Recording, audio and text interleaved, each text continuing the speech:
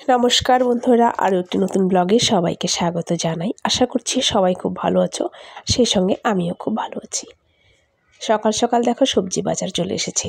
শীতের টাটকা সবজি আর সবুজ সবজি যদি হয় তাহলে সত্যি মনটা ভালো হয়ে যায়। আর সবজি খেতে আমি এবং আমাদের বাড়ির সকলেই ভীষণ ভালোবাসি। আর শীতের সেই পালং শাক রান্না করব আজকে, পালং শাক বড়ি দিয়ে। তার সঙ্গে সিম, আলু, বেগুন এগুলোও দিয়ে দেবো। সবজি দিয়ে পালং শাক খেতেই ভালো লাগে। একটা ডাল করে নিয়েছি, ডালটা খুবই অল্প করেছি মূলো দিয়ে। তো সকালবেলা এই দেখো পালং শাকের তরকারি আর হচ্ছে ডাল, এই হচ্ছে সকালবেলার মেনু।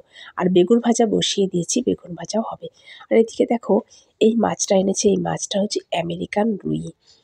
এই মাছটার নাম, মাছগুলো এরকম কিছুটা তেলের মতন থাকে, তেল না ঠিক, বড়া করতে গেছি তো তেল দিয়ে বড়া করতে হয়েছে। সেই জন্য ভাবলাম যে মাছের যেটা কি আমার ঠিক মাছের এটা পছন্দ হয়নি, অল্প কিছু বড়া করেছি আর বাকিটা আলু, বেগুন, ফুলকপি দিয়ে তরকারি করেছি।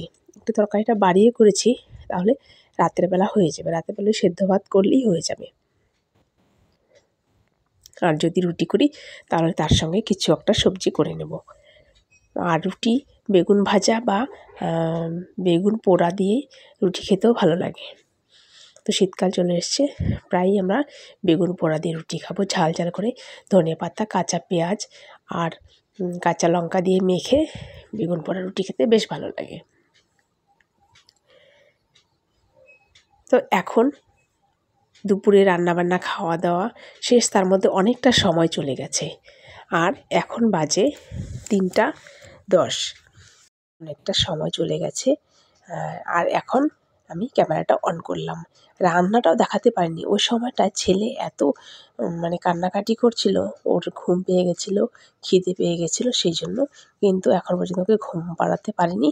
কারণ হচ্ছে ওকে খাওয়াতে হয়েছে, স্নান করাতে হয়েছে, অন্যান্য আরও অনেক মানে খুব ব্যস্ততার মধ্যে কাজ ছিল। সেই জন্য মাছের তরকারিটাও মানে ভিডিও করতে পারিনি, সেই জন্য শেয়ার করতেও পারিনি। সে যাই হোক, এবার এই বেড কাভারটা ধুয়ে দিয়েছিলাম। এই বিছানায় আমি 2টো চাদর পাতি, তো দুটোই ধুয়ে দিয়েছিলাম, কাঁথাটা রোদে দিয়ে দিয়েছিলাম তোষকের উপরে যে কাঁথাটা পাতা হয়। আর এখন বিছানাটা ভালো করে আবার গুছিয়ে নিচ্ছি, তার সঙ্গে ঘরটাও গুছিয়ে নেব, তারপর ছেলেকে ঘুম পাড়াবো আর তার সঙ্গে আমিও রেস্ট করব। তো বিকেলবেলায় আমার বিশেষ কিছু কাজ থাকে না, ওই ঘরগুলো গুছিয়ে জামা কাপড়গুলো ভাঁজ করে নিয়ে তারপর আমি রেস্ট করি। আর ছেলে এখন দুপুরবেলায় ঘুমাতেই চাচ্ছে না, ওই সকালবেলা দেরি করে উঠছে, ও ঘুমোতে ঘুমোতে বিকেল হয়ে যাচ্ছে, আর উঠতে উঠতে সন্ধে, আর এদিকে রাতের বেলাও অনেকটা রাত করেই ঘুমাচ্ছে। তো ওর 3 বছর হয়ে যাচ্ছে এই জানুয়ারির 8 তারিখে। তো ভাবছি স্কুলে দেব কি দেব না, কারণ ওর রুটিনটা একদম মানে হচ্ছেই না। ওকে যদি সারাদিন আমি না ঘুম পাড়াই তবু ও সকালবেলায় উঠতে চাচ্ছে না, বা কিছু একটা প্রবলেম হচ্ছে। যে মেয়েকে নিয়ে সেটা হয়নি, মেয়ে সে আমার সঙ্গে ঘুমোতো আবার আমার সঙ্গে উঠতো, কিন্তু ছেলের রুটিনটা ঠিকঠাক হয়ে উঠছে না। সেই জন্য ভাবছি ওকে স্কুলে দেবো কি দেবো না। এখন পর্যন্ত চিন্তা করেই যাচ্ছি, দেখি শেষ পর্যন্ত কি হয়, ওকে স্কুলে দিতে পারি কি না। তো তোমাদের সঙ্গে গল্প করতে করতে এইদিকে আমার জামা কাপড়গুলো ভাঁজ করা হয়ে গেছে। এই র্যাকের মধ্যে উপর তাকটায় রয়েছে শীতের জামা কাপড়, এই আস্তে আস্তে শীতের জামা কাপড়গুলোও বের করতে হচ্ছে। তো গতকাল রাতে এই ব্ল্যাঙ্কেটটা গায়ে দেওয়ার পর মনে হচ্ছিল যে ঠান্ডা লাগছিল, তো তার উপরেও আরেকটু মোটা কিছু গায়ে দেওয়ার প্রয়োজন হচ্ছিল। আর এইদিকে এই চুড়িদারটা পরে আমি সেদিন জন্মদিন বাড়িতে গেলাম। জন্মদিন বাড়িতে ভিডিওটা শ্যুট করতে পারিনি, কারণ হচ্ছে আমরা যখন জন্মদিন বাড়িতে যাই তখন কেক কাটাতে থেকে শুরু করে খাওয়া দাওয়া সমস্ত কিছু কমপ্লিট হয়ে গেছে, আর আমরাই ছিলাম লাস্ট ব্যাচ। তো আমাদের দেরি হয়ে গেছে। আসলে আমার হাজব্যান্ড ভুলেই গেছিলো, তারপর হঠাৎ মনে পড়েছে, তখন আমরা 11টার পর যাই, তখন আর ভিডিও করা হয়নি, কারণ বাচ্চাটাও ঘুমিয়ে গেছে, ওই সময় কেউ ছিলই না। এখন একটু আলনাটা গুছিয়ে নিই, তারপর আলমারিটা আজকে গোছাবো। সেই পুজো হয়ে গেছে, তারপর থেকে আলমারিটা জামাকাপড় ভাঁজ করে রাখছি, কিন্তু ঠিক মতো রাখা হচ্ছে না। তার আগে একটু চা খেয়ে নিই। চা, এদিকে আমার ননদ এসেছে, ও এনেছে সিঙ্গারা, চপ, তারপর হচ্ছে আর এনেছে ব্রেড চপ।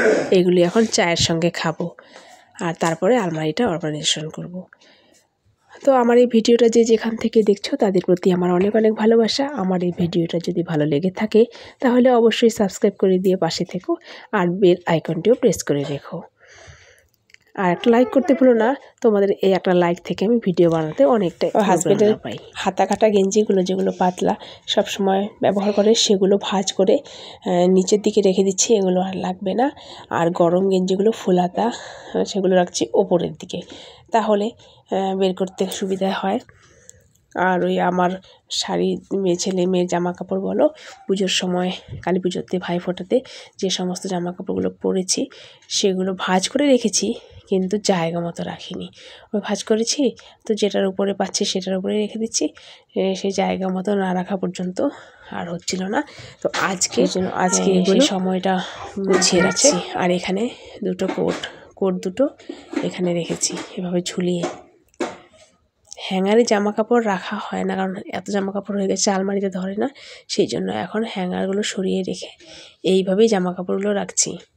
আর এই প্যান্টটা, গরম প্যান্টটা মেয়ের এই সেদিন কিনে এনেছি। তো দেখে বলো আমার আলমারি অর্গানাইজেশনটা কেমন হয়েছে। আর আমার আলমারি অর্গানাইজেশনটা যদি তোমাদের ভালো লেগে থাকে তাহলে কমেন্টস বক্সে জানিও, আর আমার ভিডিওটা কেমন লাগলো সেটাও কমেন্টস করে জানিও। তবে আজকের ভিডিওটা এই পর্যন্তই। সবাই খুব ভালো থেকো, সুস্থ থেকো, দেখা হবে পরের ভিডিওতে।